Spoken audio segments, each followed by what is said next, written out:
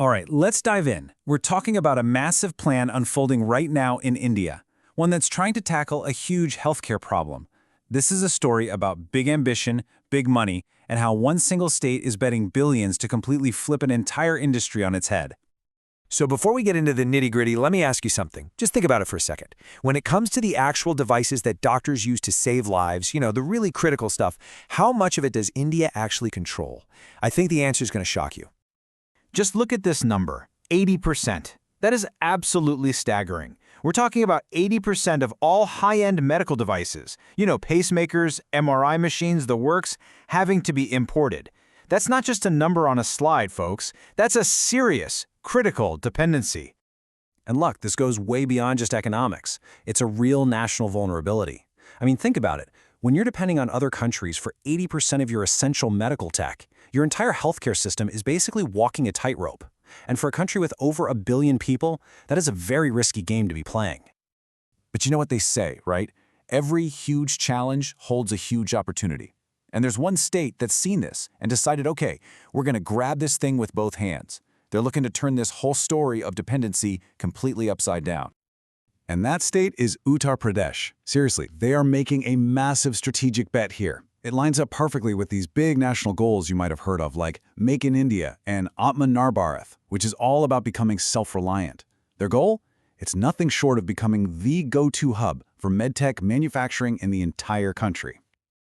Now, this isn't just some pie-in-the-sky idea. Oh no, there is a very detailed plan in place. The state has put together this whole strategy to pull in investment and literally build an entire ecosystem from scratch. So let's break down what's at the heart of this plan. Okay, so this is it. The Uttar Pradesh Medical Devices Manufacturing Policy of 2023. And you got to understand, this is way more than just a boring government document. Think of it more like a giant flashing neon sign for global medtech companies with a red carpet rolled right out. So what makes this deal so good they can't refuse? So how do you get the big players to come to your party? Well, you get rid of all the headaches. The policy is just packed with incentives. You want to build a factory? Here's a subsidy. Need land? We'll give you a great rate. Worried about taxes like stamp duty? Don't be, it's waived. They'll even help you out with patents and getting testing facilities up and running. They're basically taking all the risk out of the equation for these companies. But look, a great policy is just words on paper if you don't have the actual stuff to back it up, right? The infrastructure. And believe me, Uttar Pradesh is building it, and they're building it big. The whole strategy really comes down to two main pillars, two gigantic specialized parks. And each one has a very different but very clever job to do. Okay, this is where you can see how smart this plan really is. It's like a classic 1-2 punch.